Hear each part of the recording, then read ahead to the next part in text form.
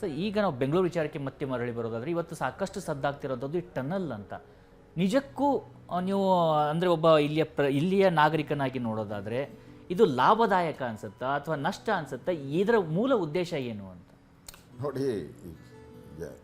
ಈ D K Shivakumar ಯಾರು ಕಾಣದ ಕನಸುಗಳನ್ನು ಕಾಣ್ತಾರೆ. ಬೆಂಗಳೂರಿಗೆ ಟನಲ್ ರೋಡು ಅವಶ್ಯಕತೆ ಎಷ್ಟಿದೆ ಅನ್ನೋದನ್ನ ಫಸ್ಟು ಅಭಿಪ್ರಾಯ ಜನಗಳ ತೊಗೊಬೇಕಾಯಿತು, ತಜ್ಞರಿಂದ ತೊಗೊಬೇಕಾಯಿತು, ಪರಿಸರ ವಿಚಾರದಲ್ಲಿ ಪ್ರಮುಖರ ಹತ್ರ ತೊಗೊಬೇಕಾಯಿತು. ಏನೂ ಇಲ್ಲ, ಏಕಾಏಕಿ ಅನೌನ್ಸ್ ಟನಲ್ ರೋಡ್ ಮಾಡ್ತೀನಿ ಅಂತ. ಅಲ್ಲ, ಅವ್ರು ಹೇಳಿದ್ದಾರೆ ಆ ದೇವರು ಬಿಟ್ಟರೆ ನನ್ನ ತಡೆಯೋಕ್ಕೆ ಯಾರೂ ಸಾಧ್ಯ ಇಲ್ಲ ಅಂತ. ಹಿಂದೆ ರಾವಣನೂ ಹಂಗೆ ಹೇಳ್ದ. ಏನಾಯಿತು ರಾವಣನ ಕತೆ ನೋಡಿ. ದುಡ್ಡು ಯಾರ್ದು? ಡಿ ಕೆ ಶಿವಕುಮಾರ್ದ ದುಡ್ಡು ಕಾಂಗ್ರೆಸ್ ಪಾರ್ಟಿದ? ಜನಗಳು ದುಡ್ಡು ಖರ್ಚು ಮಾಡಬೇಕಾದ್ರೆ ಜನಕ್ಕೆ ಉತ್ತರ ಕೊಡ್ಬೇಕು ನೀವು. ದೇವ್ರಿಗೆಲ್ಲ ಉತ್ತರ ಕೊಡಬೇಕಾಗಿರೋದು ನೀವು, ಜನಕ್ಕೆ ಉತ್ತರ ಕೊಡಬೇಕು. ಜನದ ದುಡ್ಡು ಅಲ್ದಿರ ನೀನು ಸ್ವಂತ ದುಡ್ಡಾದರೆ ನೀನು ದೇವರು ಏನು ಬೇಕಾದರೂ ಮಾತಾಡ್ಕೊಳ್ಳಿ. ಇದು ಟ್ಯಾಕ್ಸ್ ಪೇಯರ್ಸು, ಕರ್ನಾಟಕದ ಜನರ ಟ್ಯಾಕ್ಸ್ ಪೇಯರ್ಸ್ ಹಣದಲ್ಲಿ, ಬೆಂಗಳೂರು ಜನರ ಟ್ಯಾಕ್ಸ್ ಪೇಯರ್ಸ್ ಹಣದಲ್ಲಿ ಪ್ರಾಜೆಕ್ಟ್ ಮಾಡ್ತಾ ಇರೋದು. ಆ ಪ್ರಾಜೆಕ್ಟ್ ಮಾಡಬೇಕಾದ್ರೆ ಇದು ಫೀಸಿಬಿಲಿಟಿ ಇದೆಯಾ, ಇದರಿಂದ ಉಪಯೋಗ ಇದೆಯಾ, ಏನೂ ಚರ್ಚೆನೇ ಇಲ್ಲ, ಡಿಬೇಟೇ ಆಗಿಲ್ಲ. ಇದು ಏಕಾಏಕಿ ಅನೌನ್ಸ್ ಮಾಡಿದ್ರ ಅಂದರೆ ಟೆಂಡರ್ ಕರೆದು ಬಿಡೋದು, ಬಿಹಾರ್ ಎಲೆಕ್ಷನ್ಗೆ ಒಂದಷ್ಟು ಕೋಟಿ 300-400 ಕೋಟಿ ಲೂಟಿ ಹೊಡೆದು ಬಿಡೋದು, ಅಲ್ಲಿ ಕಳಿಸ್ಬಿಡೋದು, ಟನಲ್ಲು ಮುಚ್ಚಿಬಿಡೋದು, ಅಷ್ಟೇ ಇವ್ರ ಕೆಲಸ. ಟೆಂಡರ್ ಕರೆದು ದುಡ್ಡು ಹೊಡೆಯೋದು ಬಿಟ್ಟರೆ ಟನಲ್ ರೋಡಲ್ಲಿ ಏನು ಬೆಂಗಳೂರು ಜನತೆಗೆ ಒಂದು ನಯಾ ಪೈಸದ ಉಪಯೋಗನೂ ಆಗಲ್ಲ. ಈಗ ನೋಡಿ, ಲಾಲ್ಬಾಗಲ್ಲಿ ಸುಮಾರು 5 ಎಕರೆ 6 ಎಕರೆಯನ್ನು ಬಳಸ್ಕೊಳ್ಳಲಾಗುತ್ತೆ ಇದಕ್ಕೋಸ್ಕರ. ಆಮೇಲೆ ಆ ಕಲ್ಲು ಇದೆಯಲ್ಲ ಸರ್, ನಿಮಗೆ ಗೊತ್ತಿರೋಗೆ ಲಕ್ಷಾಂತರ ವರ್ಷ ಹಳೆಯ ಕಲ್ಲದು. ಅದನ್ನು ಸ್ಟಡಿ ಮಾಡೋದಕ್ಕೆ, ಭೂ ಮೇಲ್ಮೆಯನ್ನು ಸ್ಟಡಿ ಮಾಡೋದಕ್ಕೆ ಇಡೀ ವಿಶ್ವಾದ್ಯಂತ ಇರ್ತಕ್ಕಂಥ ಜಿಯಾಲಜಿಸ್ಟ್ಗಳು, ವಿಜ್ಞಾನಿಗಳು ಇಲ್ಲಿ ಬೆಂಗಳೂರಿಗೆ ಬಂದು ಆ ಕಲ್ಲನ್ನು ಸ್ಟಡಿ ಮಾಡ್ತಾರೆ. ಅಂಥ ಕಲ್ಲಿನ ಬುಡದಲ್ಲೇ ಟನಲ್ ಮಾಡ್ತೀವಿ ಅನ್ನೋಂಥದ್ದು, ಅದಕ್ಕೆ ಪರ್ಯಾಯನೇ ಇಲ್ವಾ? ಅಕಸ್ಮಾತ್ ಮಾಡಲೇಬೇಕಂದ್ರೆ ಪರ್ಯಾಯ ಮಾರ್ಗಗಳಿಲ್ವಾ? ಯಾಕೆ ಒಂದು ದೇಶದ ಸಂಪತ್ತಾಗಿರ್ತಕ್ಕಂಥ ಅಂಥ ಅಮೂಲ್ಯವಾದಂಥ ಬಂಡೆಯನ್ನು ಒಡೆಯುವಂಥ ಮಾತುಗಳು? ನೋಡಿ, ಫಸ್ಟು ಲಾಲ್ಬಾಗ್ ಇದೆಯಲ್ಲ, ಲಾಲ್ಬಾಗು ಬೆಂಗಳೂರಿಗೆ ಆಕ್ಸಿಜನ್ ಕೊಡುವಂಥ ಲಂಗ್ಸ್ ಇದ್ದಂಗೆ. ಅದು ಲಾಲ್ಬಾಗು, ಕಬ್ಬನ್ ಪಾರ್ಕು ಇವೆಲ್ಲನೂ ಕೂಡ ಬೆಂಗಳೂರಿಗೆ ಲಂಗ್ಸ್ ಕೊಡುವಂಥದ್ದು. ಆ ಥರ ಈ ಥರ ಪಾರ್ಕ್ ಎಷ್ಟಿದೆ ಹೇಳಿ, ಲೆಕ್ಕ ಎಷ್ಟಿದೆ ಬೆಂಗಳೂರಲ್ಲಿ? ಒಂದೇ ಲಾಲ್ಬಾಗ್ ಇರೋದು. ಈ ಥರದ ಲಾಲ್ಬಾಗು 100 ಇದೆಯಪ್ಪ ಬೆಂಗಳೂರಲ್ಲಿ. ನಾನೇನು ಒಂದೇ ಒಂದರಲ್ಲಿ ಟನಲ್ ಮಾಡ್ತಾ ಇದ್ದೀನಿ ಅಂದಿದ್ರೆ ಯಾರು ಕ್ವಶನ್ ಮಾಡ್ತಾ ಇರೋದು? ಇರೋದು ಒಂದೇ ಲಂಗ್ ಸ್ಪೇಸು, ಅದಕ್ಕೂ ನೀವು ಕನ್ನ ಹಾಕಕ್ಕೆ ಹೊರಟಿದ್ದೀರಲ್ಲ, ಅದಕ್ಕೂ ಕೊರೆಯಕ್ಕೆ ಹೊರಟಿದ್ದೀರಲ್ಲ. ಮತ್ತು ಇಲ್ಲಿನ ಇರೋ ಅಂಥದ್ದು ಹಾರ್ಡ್ ರಾಕ್. ಇದು ಇಲ್ಲಿ ನಮ್ಮದು ಭೂಕಂಪ ಇವೆಲ್ಲ ಇದು ಇತಿಹಾಸದಲ್ಲಿ ಯಾವತ್ತೂ ಭೂಕಂಪನೇ ಆಗಿಲ್ಲ ಬೆಂಗಳೂರಲ್ಲಿ. ಅಂದರೆ ಆ ಥರದ ರಾಕು ಫಾರ್ಮೇಷನ್ ಇರೋವಂಥದ್ದು, ಲಕ್ಷಾಂತರ ವರ್ಷಗಳ ಹಿಂದೆ ಫಾರ್ಮೇಷನ್ ಆಗಿರೋ ಅಂಥದ್ದು, ಕೋಟ್ಯಾಂತರ ವರ್ಷದಿಂದ. ಅದಕ್ಕೆ ನೀವು ಬುಡಕ್ಕೆ ಕೊಡ್ಲಿ ಪೆಟ್ಟು ಹಾಕಕ್ಕೆ ಹೋಗಿದ್ದೀರ. ಇದರ ಲೈನಲ್ಲಿ ಬರೋವಂಥ ಕೆರೆಗಳ ಕತೆ ಏನಾಗ್ತದೆ? ಇಲ್ಲಿ ಲೈನಲ್ಲಿ ಬರೋವಂಥ ಈಗ ಮೆಟ್ರೋ ಆಗ್ಬಿಟ್ಟಿದೆ, ಅದರ ಕತೆ ಏನಾಗುತ್ತೆ? ಅದೇನ ಕೊಲಾಪ್ಸ್ ಆಗಿ ಬಿದ್ದರೆ ಯಾರ್ದು ಜವಾಬ್ದಾರಿ ಹೊರಗೆ ತಯಾರಿದ್ದೀರಾ ನೀವು? ಅದೇ ತಯಾರಿರಲ್ಲ, ಅಧಿಕಾರಿಗಳ ಮೇಲೆ ಹಾಕ್ಬಿಡ್ತೀವಿ. ಟಾರ್ಗೆಟ್ ಇರೋದೇ 10 ವರ್ಷ ಅಲ್ಲ, ಮಿಷಿನ್ ತರೋಕ್ಕೆ ನಿಮ್ಗೆ 2 ವರ್ಷ ಬೇಕು. ಆರ್ಡ್ರ್ ಕೊಟ್ಟು ಜರ್ಮನಲ್ಲಿ ಏನೋ ತಯಾರಾಗಬೇಕಂತೆ, ಬರೋಕ್ಕೆ ನಿಮ್ಗೆ 1-1.5 ವರ್ಷ 2 ವರ್ಷ ಬೇಕು. ಅಷ್ಟೊತ್ತಿಗೆ ಈ ಸರ್ಕಾರನೇ ನೆಗೆದು ಬಿದ್ದು ಹೋಗಿರ್ತೈತೆ. ಈ ಸರ್ಕಾರನೇ ಇರೋಲ್ಲ. ಮುಂದೆ ಬರೋವಂಥ ಸರ್ಕಾರ ತಂದಿರ್ತಾರಲ್ಲ ಮಿಷಿನ್ನು, ಹರಾಜು ಹಾಕ್ಬೇಕು ಅದನ್ನು. ಅಂದರೆ ಸ್ಕ್ರಾಪ್ಗೆ ಬಿಸಾಕ್ಬೇಕು, ಯಾರನ್ನ ಸಾಬ್ರಿಗೆ ಸ್ಕ್ರಾಪಿಗೆ ಕೊಡ್ಬೇಕು. ಅದನ್ನು ಯಾರು ದುಡ್ಡು ಹೋಗ್ತೈತೆ? ಜನಗಳ ದುಡ್ಡು ತಾನೇ ಹೋಗೋದು. ಅದಕ್ಕೆ ಬೇಡ ಅಂತ. ನಿಮ್ಮ ಕೈಲಿ ಇವಾಗ ನಿಮ್ದು ಇನ್ನು 2 ವರ್ಷ ಇದೆ. 2 ವರ್ಷದಲ್ಲಿ ಏನು ಪ್ರಾಜೆಕ್ಟ್ ಮಾಡ್ಬೋದು, ಜನಗಳಿಗೆ ಒಳ್ಳೇದು ಮಾಡ್ಬೋದು, ಮಾಡಿ. ಬೆಂಗಳೂರಿಗೆ ಕೊಡಿ ಆ ಥರದ ಪ್ರಾಜೆಕ್ಟು. ಈಗ ನೀವು ಮಾಡೋ ಪ್ರಾಜೆಕ್ಟು ಮುಂದಿನ ಸರ್ಕಾರಕ್ಕೆ ಇಷ್ಟ ಇಲ್ಲ ಅಂದರೆ ನೀವೇನು ಮಾಡ್ತೀರಾ? ಮಾಡಿ, ಮೆಟ್ರೋನ ಎಕ್ಸ್ಟೆಂಡ್ ಮಾಡಿ, ಇನ್ನಷ್ಟು ಎಕ್ಸ್ಟೆಂಡ್ ಮಾಡಿ, ಅವಕಾಶ ಕೊಡಿ. ಬೆಂಗಳೂರು ರಸ್ತೆಗಳಿಗೆಲ್ಲ ಡಾಂಬರೀಕರಣ ಮಾಡಿ, ಟ್ರಾಫಿಕ್ ಕಡಿಮೆ ಆಗ್ತದೆ. ಇವಾಗ ಟ್ರಾಫಿಕ್ ಜಾಮ್ ಏನಿದೆ ಅವೆಲ್ಲ ಕಡಿಮೆ ಆಗ್ತೈತೆ. ರೋಡುಗಳೆಲ್ಲ ಒಳ್ಳೆ ಸ್ಥಿತಿಗೆ ತಂದುಬಿಟ್ರೆ ಇರೋ ಟ್ರಾಫಿಕ್ ಜಾಮ್ ಎಲ್ಲ ಕಡಿಮೆ ಆಗ್ತೈತೆ. ಎಲ್ಲೆಲ್ಲಿ ಫ್ಲೈಓವರ್ ಮಾಡಬೇಕು, ಅಂಡರ್ ಪಾಸಸ್ ಮಾಡಬೇಕು, ಮಾಡಿ. ಇಲ್ಲ ಈ ಟನಲ್ ಮಾಡೇಬೇಕು ಅಂತಂದರೆ ಎಲ್ಲನೋ ಒಂದು ಸೈಂಟಿಫಿಕ್ಕಾಗಿ ಒಂದು ಮಾಡಿ, ಒಂದು ಅರ್ಧ ಕಿಲೋಮೀಟ್ರ್ ಎಲ್ಲನ ಮಾಡಿ.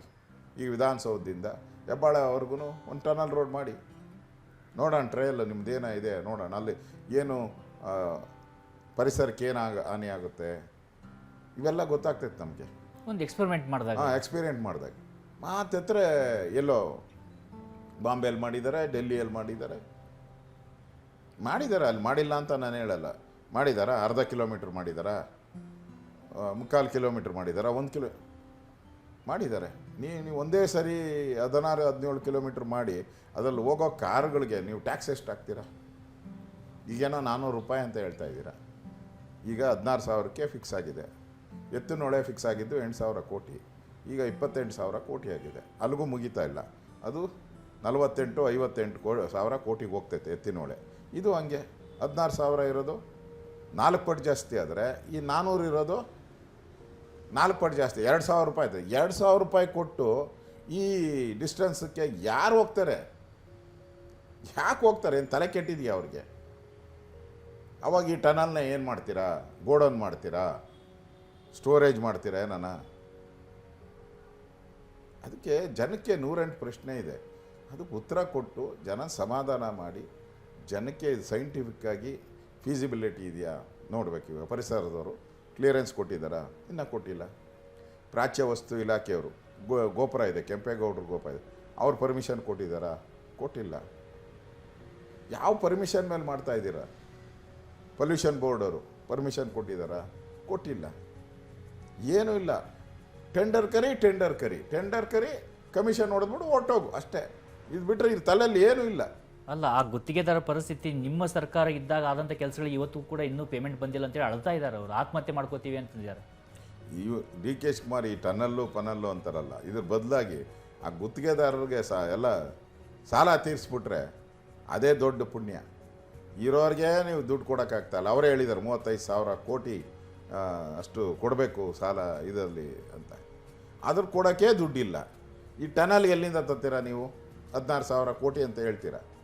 ಅಲ್ಲ, ಇವತ್ತು ಕಾರ್ ಇಲ್ಲ ಅಂದರೆ ಮದುವೆನೇ ಆಗಲ್ಲ. ಅದಕ್ಕೋಸ್ಕರ ಜನ ಮದುವೆ ಆಗಬೇಕಂದ್ರೆ ಟನಲ್ ಬೇಕು, ಕಾರ್ ಬೇಕು ಅಂತ ಹೇಳ್ತಿದ್ದಾರೆ. ಜನರ ಮದುವೆಗೋಸ್ಕರ ಟನಲ್ಲ ಅಂತ. ಅವ್ರಿಗೆ ಮದುವೆ ಅವ್ರು ಯಾರು ನೋಡಿದಾರೋ ಗೊತ್ತಿಲ್ಲ ಅಲ್ವಾ? ಈ ಬೆಂಗಳೂರಲ್ಲಿ ಜನ ಎಷ್ಟು ಜನದ ಹತ್ರ ಕಾರ್ ಇರ್ಬೋದು? ಎಷ್ಟು ಮನೆಯಲ್ಲಿರ್ಬೋದು ಕಾರು? ಎಲ್ಲ ಬಡವ್ರ ಮನೇಲಿ ಇದೆಯಾ? ಎಲ್ಲ BPL ಕಾರ್ಡು ಓನರ್ಸ್ ಮನೆ ಇದೆಯಾ ಅಲ್ಲಿ? ಲೋಯರ್ ಮಿಡ್ಲ್ ಕ್ಲಾಸ್ ಹತ್ರ ಯಾರು ಇಲ್ಲ ಅವ್ರ ಹತ್ರ. ನೀನು ಯಾರೋ ಮದುವೆ ಆಗೋಕ್ಕೋಸ್ಕರ ಟನಲ್ ಮಾಡ್ತೀರಾ ಅಂತಂದರೆ ಟನಲ್ಗೆ ಮ್ಯಾರೇಜ್ ಟನಲ್ ಅಂತಲೇ ಇಟ್ಬಿಡಿ. ಒಂದು ಮ್ಯಾರೇಜ್ ಟನಲ್ ಅಂತ ಇಟ್ಬಿಟ್ಟು ಆ ಟನಲ್ಲಲ್ಲೇ ವಿಶೇಷ ಮದುವೆಗಳು ಮಾಡಿಸ್ಬಿಡಿ. ಜನಗಳ ದುಡ್ಡಲ್ಲಿ ಯಾಕೆ ಆಟ ಆಡ್ತಾ ಇದ್ದೀರಾ? ನಿಮ್ಮ ದುಡ್ಡಲ್ಲಿ ಆಟ ಆಡಿ. ಈ ಕಾಂಗ್ರೆಸ್ ಪಾರ್ಟಿ ಫಂಡು ನೀವು ತೊಗೊಂಡೋಗಿ ಕೇರಳಾಗ ವಯನಾಡಿಗೆ ತೊಗೊಂಡೋಗಿ ಕೊಡಿ. ನಮ್ಮದೇನು ಅಬ್ಜೆಕ್ಷನ್ ಇಲ್ಲ. ಅಲ್ಲ, ವಯನಾಡು ಪ್ರವಾಸೋದ್ಯಮನೂ ಕೂಡ ನಮ್ಮ ಕರ್ನಾಟಕ ಪ್ರವಾಸೋದ್ಯಮ ಇಲಾಖೆ ಪ್ರಮೋಟ್ ಮಾಡ್ತಾ ಇದೆ. ಈಗ ನೋಡಿದೆ ನಾನು, ಅಡ್ವರ್ಟೈಸ್ಮೆಂಟ್ ಕೊಟ್ಟಿದ್ದಾರೆ. ಇವ್ರು ಯೋಗ್ಯತೆಗೆ ಅಷ್ಟು ಮಾನ ಮರ್ಯಾದೆ ಇದೆ ಸರ್ಕಾರಕ್ಕೆ. ನಾಚಿಕೆ ಆಗಬೇಕು ಇವ್ರಿಗೆ. ನಾಚಿಕೆ ಆಗಲ್ಲ ಅಂದರೆ ಏನು ಹೇಳೋಕ್ಕೆ ಸಾಧ್ಯ? ಇವರು ನಮ್ಮ ದುಡ್ಡು, ನಮ್ಮ ಅಡ್ವರ್ಟೈಸ್ಮೆಂಟು, ನಮ್ಮ ತೆರಿಗೆ ತೊಗೊಂಡೋಗಿ ಅವಾಗ ಆನೆ ಇದಕ್ಕೆ ದುಡ್ಡು ಕೊಟ್ಟರು. 15 ಲಕ್ಷನೋ ದುಡ್ಡು ಏನೋ ಕೊಟ್ಟರು ಈಗ ಆನೆ ಇದಕ್ಕೆ. ಆಮೇಲೆ ಅಲ್ಲಿ ಮನೆ ಕಟ್ಟೋಕ್ಕೆ ದುಡ್ಡು ಕೊಟ್ಟಿದ್ದಾರೆ, 10 ಕೋಟಿನೋ ಏನೋ ದುಡ್ಡು ಕೊಟ್ಟಿದ್ದಾರೆ. ಈಗ ಅಲ್ಲಿ ಪ್ರವಾಸೋದ್ಯಮ ಪ್ರಮೋಟ್ ಮಾಡೋಕ್ಕೆ ನಮ್ಮ ದುಡ್ಡು, ಕರ್ನಾಟಕ ದುಡ್ಡು ಆ ಪ್ರವಾಸೋದ್ಯಮಕ್ಕೆ ಕೊಟ್ಟರು. ನಾಚಿಕೆ ಆಗಬೇಕು ಇವ್ರಿಗೆಲ್ಲ. ನನಗಂತ ಈ ಸರ್ಕಾರಕ್ಕೆ ಮಾನ ಮರ್ಯಾದೆ ಏನಿಲ್ಲ. ದಪ್ಪು ಚರ್ಮದವರು, ಎಮ್ಮೆ ಚರ್ಮ ಇದು.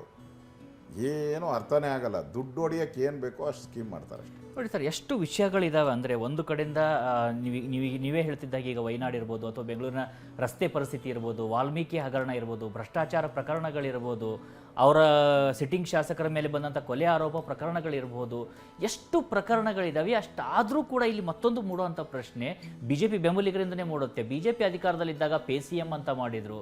ಮಾತೆತ್ತಿದ್ರೆ ಅದು ಇಲ್ಲಿ ಅಮೂಲ್ ಬರುತ್ತೆ ಅಂದ್ಕೊಂಡು ಪ್ರತಿಭಟನೆಯನ್ನು ಮಾಡ್ತಾರೆ. ಅವರು ದುಡ್ಡು ಕೊಟ್ಟು ಇಲ್ಲಿ ಅಡ್ವರ್ಟೈಸ್ಮೆಂಟ್ ಹಾಕಕ್ಕೆ ಹೋದರೂ ಅದಕ್ಕೆ ಅವಕಾಶವನ್ನು ಕೊಡಲಿಲ್ಲ. ಬೇರೆ ರಾಜ್ಯದಿಂದ ಏನೇ ಚಿಕ್ಕ ಪುಟ್ಟ ಘಟನೆಗಳಾದರೂ ದೊಡ್ಡದಾಗಿ ವಿಪಕ್ಷಗಳು ಎತ್ತಿ ತೋರಿಸ್ತಾ ಇತ್ತು. ಅವತ್ತಿನ KPCC ಅಧ್ಯಕ್ಷರು, ವಿರೋಧ ಪಕ್ಷದ ನಾಯಕರು ಬೀದಿಗಿಳಿದು ಹೋರಾಟವನ್ನು ಮಾಡ್ತಿದ್ರು. ಆದರೆ BJPಯಲ್ಲಿ ಅದಷ್ಟು ಕಂಡು ಬರ್ತಾ ಇಲ್ಲ. ಬೀದಿಗಿಳಿದು ಒಗ್ಗಟ್ಟಾಗಿ ಹೋರಾಟ ಮಾಡುವಂಥ ಸ್ಥಿತಿಗಳು ನಿರ್ಮಾಣ ಆಗ್ತಿಲ್ವಾ, ಅಥವಾ ಏನು ಆಗ್ತಾ ಇದೆ BJPಯಲ್ಲಿ ಅನ್ನುವಂಥ ಗಂಭೀರ ಪ್ರಶ್ನೆಗಳು ಕೂಡ ಇದ್ದಾವೆ. ನೋಡಿ, ಎಲೆಕ್ಷನ್ ಬಂತು, 6 ತಿಂಗಳಿದ್ದಂಗೆ ಅವರೆಲ್ಲ ಇವೆಲ್ಲ ಪ್ರತಿಭಟನೆಗಳು, PCM ಇದೆಲ್ಲ ಮಾಡಿದ್ರು. ಈಗ ಯಾವುದು ಎಲೆಕ್ಷನ್ ಇಲ್ಲ ಫಸ್ಟ್ ಆಫ್ ಆಲ್. ಮತ್ತು ಇದುವರೆಗೂ ನಾವು ಏನು ಹೋರಾಟ ಮಾಡಿದಿರಿ, ಹೋರಾಟ ನಾವು ಮಾಡಿದ್ದು, ಹೋರಾಟ ಮಾಡಿದ್ದು, 14 ಸೈಟ್ ವಾಪಸ್ ಕೊಟ್ರಲ್ಲ. ಯಾವುದು ಹೋರಾಟ? BJP ಹೋರಾಟದಿಂದನೇ. ವಾಲ್ಮೀಕಿ ಹಗರಣದಲ್ಲಿ ಒಬ್ಬ ಮಂತ್ರಿ ರಾಜೀನಾಮೆ ಕೊಡಿಸ್ತಾರಲ್ಲ, ಯಾರು ಹೋರಾಟ ಮಾಡಿದ್ದು? ಬಿ ಜೆ ಪಿನೇ ಹೋರಾಟ ಮಾಡಿದ್ದು.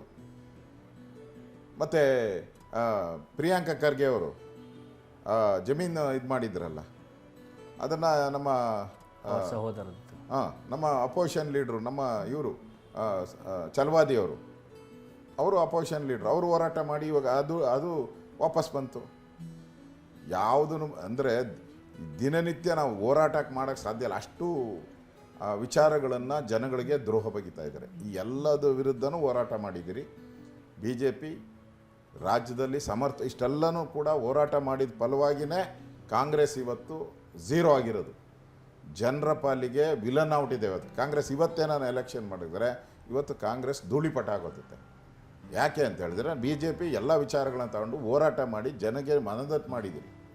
ನಿಜ, ಅವ್ರು ಕೊಟ್ಟಿರೋವೆಲ್ಲ ಹೋರಾಟ ಮಾಡೋಕ್ಕೆ ಸಾಧ್ಯನೇ ಇಲ್ಲ. ಯಾಕಂದರೆ ಹಂಗೇನೋ ಮಾಡೋಕ್ಕೋದು ದಿನನಿತ್ಯ ನಾವು ರಸ್ತೆಯಲ್ಲೇ ನಿಂತ್ಕೊಬೇಕು. ನಮ್ಮ ಕಾರ್ಯಕರ್ತರು, ಅವ್ರಿಗೂ ಕೆಲಸ ಕಾರ್ಯ ಇದೆ ಕಾರ್ಯಕರ್ತರಿಗೆ. ನಾವು ಏನೇನು ಪ್ರಮುಖವಾದಂಥ ವಿಚಾರಗಳಿದೆಯೋ ಎಲ್ಲ ವಿಚಾರವು ಹೋರಾಟ. ಅಸೆಂಬ್ಲಿಯಲ್ಲೂ ಅಷ್ಟೇ, ಕಳೆದ 2-3 ಅಸೆಂಬ್ಲಿಯಲ್ಲಿ ಕೂಡ ಕಾಂಗ್ರೆಸ್ ಓಡೋಗ್ಬಿಡ್ತು. ಮೂಡ ಇದು ಬಂದಾಗ ಅಧಿವೇಶನನೇ ಮುಗಿಸಿ ಅರ್ಧಕ್ಕೆ ಮುಗಿಸಿ ಓಡೋಗ್ಬಿಟ್ರು. ಆ ರೀತಿ ಕೆಲಸ ಮಾಡಿದ್ದೀರಿ. ಮತ್ತು ನಮ್ಮ ಹೋರಾಟದ ಫಲವಾಗಿ ನಮ್ಮ 18 ಜನ MLAಗಳನ್ನ ಸಸ್ಪೆಂಡ್ ಮಾಡಾಕಿದ್ರು 6 ತಿಂಗಳು. ಅದರಿಂದನೂ ಕೂಡ 10 ಜನನ ಸಸ್ಪೆಂಡ್ ಮಾಡಾಕಿದ್ರು. ಅಂದರೆ ಇವೆಲ್ಲ ಹೋರಾಟ ಅಲ್ವಾ? ನಾವು ಹೋರಾಟ ಮಾಡ್ತಾ ಇದ್ದೀರಿ. ಆದರೆ ಕಾಂಗ್ರೆಸ್ಸವರು ಒಂಥರ ದಪ್ಪ ಚರ್ಮದವರು, ಎಮ್ಮೆ ಚರ್ಮದವರು. ಅವರು ದುಡ್ಡು ಹೊಡಿಯೋದು ಬಿಟ್ಟು ನೀವೇನಾನ ಮಾಡಲಿ, ನಾವು ಮಾಡೋದು ಹಿಂಗೆ ಅಂತ ಹೊರಟಿದ್ದಾರೆ ಅಷ್ಟೇ. ರಾಜ್ಯದ ಜನ ಅದಕ್ಕೆ ಬುದ್ಧಿ ಕಲಿಸ್ತಾರೆ. ನಾವು ವಿರೋಧ ಪಕ್ಷವಾಗಿ ನಾವು ಏನು ಹೋರಾಟ ಮಾಡಬೇಕು ಅದನ್ನು ಎಲ್ಲವನ್ನ ತಾರ್ಕಿಕ ಹಂತಕ್ಕೆ ನಾವು ತೆಗೆದುಕೊಂಡು ಹೋಗ್ತಾ ಇದ್ದೇವೆ. ಸರ್, ಒಂದು ಮಾತುಗಳಿದ್ದಾವೆ ಏನಂದರೆ, ಈ ಎಸ್ಪೆಷಲಿ ಮುಖ್ಯಮಂತ್ರಿಗಳು ಮತ್ತು ಉಪಮುಖ್ಯಮಂತ್ರಿಗಳ ಮಧ್ಯದಲ್ಲಿರುವಂಥ ಆ ಕುರ್ಚಿಗಾಗಿ ಹಗ್ಗ ಜಗ್ಗಾಟದ ಕಾರಣದಿಂದಾಗಿ ಫಂಡ್ಗಳು ರಿಲೀಸ್ ಆಗ್ತಾ ಇಲ್ಲ ಉಪಮುಖ್ಯಮಂತ್ರಿಗಳ ಖಾತೆಗಳಿಗೆ. ಈ ಕಾರಣದಿಂದಾಗಿಯೇ ಈ ಅಕ್ರಮ B2 A ಖಾತೆ ಮಾಡೋದಕ್ಕೆ ಇಷ್ಟು ದುಡ್ಡು, ಅಥವಾ ಈ ರೀತಿಯಾದಂಥ ಯೋಜನೆಗಳು, ಯಾವುದೋ ಒಂದು ಟನಲ್ಲು, ಹೀಗೆ ವಿಭಿನ್ನವಾದಂಥ ಅನಿವಾರ್ಯವಾಗಿ ಒಂದು ಫಂಡ್ ರೇಸಿಂಗಿಗೆ ಬೇಕಾಗಿರ್ತಕ್ಕಂಥದ್ದು ಅಥವಾ ಆದಾಯ ಕಲೆಕ್ಷನ್ಗೆ ಬೇಕಾಗಿರುವಂಥ ಮಾರ್ಗಗಳನ್ನು ತುಳಿತಾ ಇದ್ದಾರೆ. ಇದು ಆಡಳಿತ ಯಂತ್ರದ ಜೊತೆಗೆ ರಾಜ್ಯದ ಆರ್ಥಿಕತೆ ಮೇಲೂ ಕೂಡ ಪರಿಣಾಮ ಬೀರ್ತಾ ಇದೆ ಅನ್ನುವಂಥ ಮಾತು ನಿಜಾನ? ಅದು ನಿಜಕ್ಕೂ ಅವರಿಬ್ಬರ ಮಧ್ಯದಲ್ಲಿ ಆ ಥರ ಆಗ್ತಿದೆಯಾ? ನೋಡಿ, ಸಿದ್ದರಾಮಯ್ಯ ಮತ್ತು DK ಮಧ್ಯೆ ದೊಡ್ಡ ಕಂದಕ ಬಂದ್ಬಿಟ್ಟಿದೆ. ಸಿದ್ದರಾಮಯ್ಯನವರು ಫೈನಾನ್ಸ್ ಡಿಪಾರ್ಟ್ಮೆಂಟಿಗೆ ಹೇಳ್ಬಿಟ್ಟಿದ್ದಾರೆ, DK ಶಿವಕುಮಾರ್ ಖಾತೆಗೆ ಯಾವುದೇ ರೀತಿಯ ಹಣ ಬಿಡುಗಡೆ ಮಾಡಬೇಡಿ, ಏನು ಹೆಚ್ಚುವರಿ ಏನು ಬಿಡುಗಡೆ ಮಾಡಬೇಡಿ, ಬಡ್ಜೆಟ್ ಇಲ್ಲೋದು ಕಟ್ಟನ್ನು ಏನು ಮಾಡೋಕ್ಕೆ. ಮತ್ತು ಅದಕ್ಕೆ ಈಗ DKಗೂ ಗೊತ್ತಾಗ್ಬಿಟ್ಟಿದೆ ಹಣ ಬಿಡುಗಡೆ ಮಾಡಲ್ಲ ಅಂತ. ಅದಕ್ಕೆ ದಾರಿ ಜನಗಳ ಮೇಲೆ ತೆರಿಗೆ ಹಾಕೋದು. ಈಗ A ಖಾತಾ B ಖಾತಾ, ಅದು ಒಂದು ಮೋಸದ ಸ್ಕೀಮ್. ಅದು ಯಾರು ಕಟ್ತಾರೆ? 4 ಲಕ್ಷದಿಂದ 40 ಲಕ್ಷ ಕಟ್ಟಬೇಕು. ಯಾರು ಕಟ್ತಾರೆ ಮನೆ? ಎಲ್ಲ ಈಗ ಮನೆ ಕಟ್ಕೊಂಡು ಲೈಟ್ ಬಂದಿದೆ, ಅವರಿಗೆ ಆರಾಮಾಗಿದ್ದಾರೆ ಕಳೆದ 10-15 ವರ್ಷದಿಂದ. ಈಗ ನೀವು ಟ್ಯಾಕ್ಸ್ ಕಟ್ಟು ಅಂದರೆ 10 ಲಕ್ಷ 20 ಲಕ್ಷ ಕಟ್ಟು ಅಂದರೆ ಯಾರು ಕಟ್ತಾರೆ? ಹೋಗಯ್ಯೋ ಅಂತಾರೆ, ಯಾರು ಕಟ್ಟಲ್ಲ. ಈ ಥರ ಸ್ಕೀಮ್ ತರೋದು ದುಡ್ಡು ಹೊಡೆಯೋ ಸ್ಕೀಮ್ ಅಷ್ಟೇ ಇದೆಲ್ಲ. ಖಾತಾ ಮಾಡ್ತೀನಿ ಅಂತ ಹೇಳೋದು, ಈ ಖಾತಾ ಅಂತ ಹೇಳಿ ಈ ಖಾತಾ ಹೆಸರಲ್ಲಿ ಇಡೀ ರಾಜ್ಯದಲ್ಲಿ ದುಡ್ಡು ವಸೂಲಿ ಮಾಡ್ತಾ ಇದ್ದಾರೆ. ಎಲ್ಲ ಬೋಗಸೆ ದುಡ್ಡು ವಸೂಲಿಗೆ. ಯಾಕಂದರೆ ರಾಜ್ಯ ಸರ್ಕಾರ ಪಾಪರ ಹೊಟ್ಟಿದೆ, ಸಂಬಳ ಕೊಡೋಕ್ಕೆ ದುಡ್ಡಿಲ್ಲ, ಅಂಗನವಾಡಿಗೆ ಕೊಡ್ತಾ ಇಲ್ಲ ಅವರು, ಲೈಬ್ರರಿಯನ್ಗೆ ದುಡ್ಡು ಕೊಡ್ತಾ ಇಲ್ಲ ಅವರು, ಕಸ ತೆಗಿತಾ ಇರೋರಿಗೆ 3 ತಿಂಗಳಿಂದ ಸಂಬಳ ಕೊಟ್ಟಿಲ್ಲ. ಕೆಲವು ಕಡೆ ಆತ್ಮಹತ್ಯೆ ಮಾಡ್ಕೊಂಡಿದ್ದಾರೆ ಅನ್ನೋಂಥ ಆರೋಪಗಳು. ಆತ್ಮಹತ್ಯೆಗೆ ರೆಡಿ ಆಗಿರೋರು ಭಾಳ ಜನ ಇದ್ದಾರೆ. ಆತ್ಮಹತ್ಯೆ ಮಾಡ್ಕೊಳಕ್ಕೂ ಭಾಳ ಜನ ಆತ್ಮಹತ್ಯೆ ಮಾಡ್ಕೊಂಬಿಟ್ಟಿದ್ದಾರೆ. ರೈತರು 2,000 ಜನ ರೈತರು ಆತ್ಮಹತ್ಯೆ ಮಾಡ್ಕೊಂಡಿದ್ದಾರೆ. ಅಂದರೆ ಆತ್ಮಹತ್ಯೆಗಳನ್ನು ನಿಲ್ಲಿಸುವಂಥ ಪ್ರಯತ್ನ ಆಗಬೇಕು. ಇವರು ಕಾಂಗ್ರೆಸ್ ಅವರು ಬಿಲ್ಗಳು ಕೊಡ್ತಾ ಇಲ್ಲ, ಕಾಂಟ್ರಾಕ್ಟರ್ಗಳ ಆತ್ಮಹತ್ಯೆ, ರೈತರ ಆತ್ಮಹತ್ಯೆ, ಈ ಇವರು ಲೈಬ್ರರಿಯನ್ ಆತ್ಮಹತ್ಯೆ, ಲಂಚದ ಅವಳಿಯಿಂದ ಪೊಲೀಸರ ಆತ್ಮಹತ್ಯೆ. ಈ ಥರ ಇದು ಒಂದು ರೀತಿ ಕಾಂಗ್ರೆಸ್ ಸರ್ಕಾರ ಯಾರು ಜನರ ಪರವಾಗಿ ನಿಲ್ಲಬೇಕಾಯಿತು ಸರ್ಕಾರ ಅಂತೂ ಜನ ವಿರೋಧಿಯಾಗಿ ನಿಂತಿದೆ ಇವತ್ತು. ಈ ನವಂಬರ್ ಕ್ರಾಂತಿ ಆಗುತ್ತಾ ನಿಜಕ್ಕೂ? ಅವರು ಗ್ಯಾರಂಟಿ ಆಗುತ್ತೆ, ಪ್ರಶ್ನೆನೇ ಇಲ್ಲ. ನವಂಬರ್, ನಾನು ಹೇಳಿದಾಗ ಜ್ಯೋತಿಷ್ಯನ ಅಂದರು, 100ಕ್ಕೆ 100% ನವಂಬರು ಮತ್ತು ಡಿಸೆಂಬರ್ ಮಧ್ಯೆ 100% ರಾಜ್ಯದಲ್ಲಿ ದೊಡ್ಡ ಬದಲಾವಣೆ ಆಗುತ್ತೆ.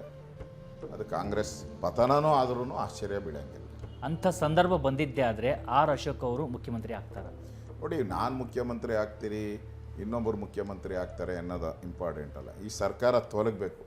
ನಮ್ಮ ಕೇಂದ್ರದ ನಾಯಕರದ್ದು ನನಗೆಲ್ಲ ನಾನು ಭಾಳ ಸೀನಿಯರ್ ಇದ್ದೀನಿ.